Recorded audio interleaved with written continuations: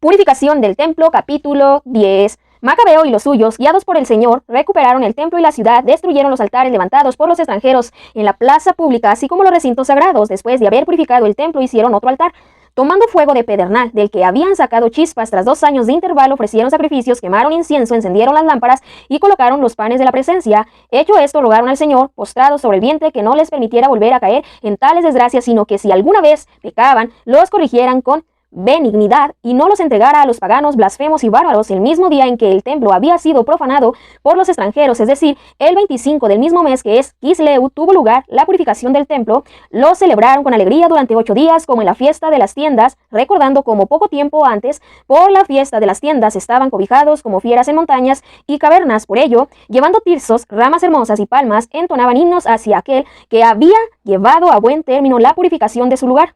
Por público decreto y voto prescribieron que toda la nación de los judíos celebrara anualmente aquellos mismos días. Parte 6. Lucha de Judas contra los pueblos vecinos y contra Lisias, ministro de Eupator.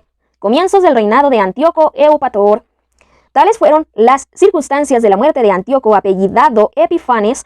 Vamos a exponer ahora lo referente a Antíoco Eupator, hijo de aquel impío, resumiendo las desgracias debidas a las guerras. En efecto, una vez heredado el reino, puso al frente de sus asuntos a un tal Lisias, estratega supremo de Celesia y Fenicia, pues Ptolomeo, el llamado Macrón, el primero en observar la justicia con los judíos debido a la injusticia con que se los había tratado, procuraba resolver pacíficamente lo que a ellos concernía. Acusado ante Eupator a consecuencia de ello por los amigos del rey, oía continuamente que lo llamaban traidor por haber abandonado Chipre, que Filometor le había confiado, y por haberse pasado a Antíoco Epifanes. Al no poder honrar debidamente la dignidad de su cargo, dejó esta vida envenenándose.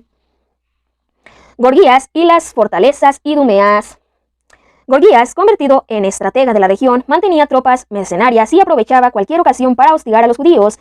Al mismo tiempo, los idumeos, dueños de fortalezas estratégicas, causaban molestias a los judíos y, acogiendo a los fugitivos de Jerusalén, procuraban fomentar la guerra. Macabeo y sus compañeros, después de haber celebrado una rogativa y haber pedido a Dios que luchara junto a ellos, se lanzaron contra las fortalezas de los idumeos. Después de atacarlos con ímpetu, se apoderaron de las posiciones e hicieron retroceder a todos los que combatían sobre la muralla.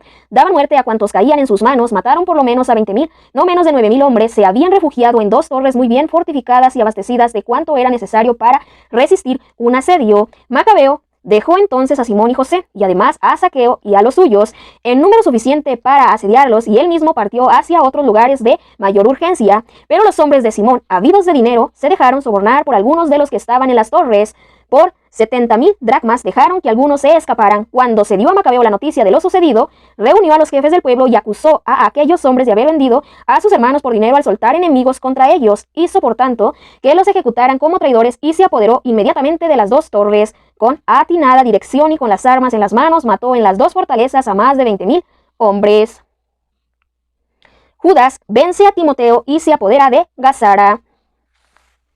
Timoteo, que antes había sido vencido por los judíos después de reclutar numerosas fuerzas extranjeras y de reunir no pocos cabellos traídos de Asia, se presentó con la intención de conquistar Judea por las armas. Ante su avance, los hombres de Macabeo, en rogativa a Dios, cubrieron de polvo su cabeza y ciñeron de saco la cintura, y, postrándose delante del altar a su pie, pedían a Dios que se mostrara propicio con ellos y se hiciera enemigo de sus enemigos y adversario de sus adversarios, como declara la ley.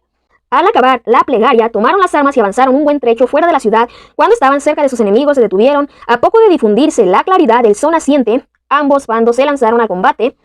Los unos tenían como garantía del éxito y de la victoria, además de su valor, el recurso al Señor. Los otros combatían con la furia como guía de sus luchas.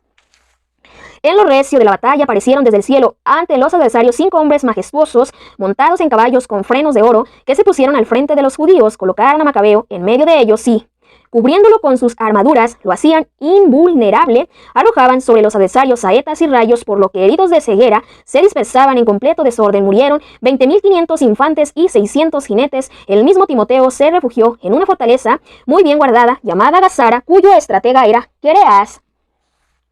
Las tropas de Macabeo, alborozadas, asediaron la ciudadela durante 4 días. Los de dentro, confiados en lo seguro de la posición, blasfemaban sin cesar y proferían palabras impías.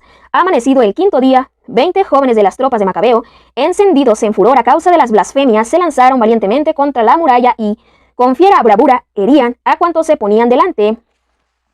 Otros subieron igualmente por el lado opuesto contra los de dentro, prendieron fuego a las torres y encendiendo hogueras, quemaron vinos a los blasfemos aquellos. Entre tanto rompían las puertas y tras abrir paso al resto del ejército se apoderaron de la ciudad, mataron a Timoteo que estaba escondido en una cisterna, así como a su hermano Quereas y a Apolofanes. Al término de estas proezas, con himnos y alabanzas bendecían al Señor, que hacía grandes beneficios a Israel y a ellos les daba la victoria.